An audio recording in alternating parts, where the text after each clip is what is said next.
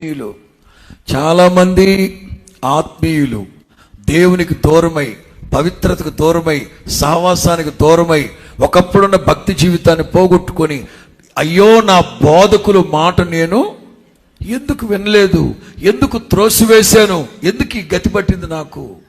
ఉపదేశం ఉపదేశం ఉపదేశం అంచేత ఆత్మీయులు జాగ్రత్త జాగ్రత్త. ఒక్కసారి వెలిగింపబడి ఆత్మ సంబంధమైన వరములు రుచి చూచిన తర్వాత ఒకవేళ మీరు తొట్టిల్లి పడిపోతే మరలా మీరు వెలిగించబడడం అసాధ్యం. కనుక జాగ్రత్త జాగ్రత్త జాగ్రత్త. ఎప్పుడైతే ఈ శవం ఎలీషా ఎముకలకి మరలా బోధకి అంటు కట్టబడ్డాడో, రివైవ్ రివైవ్ రివైవ్.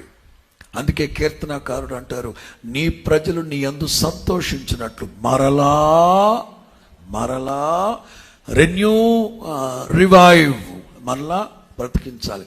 ఆత్మ సంబంధమైన ఆత్మీయులకు చెప్తున్నాను,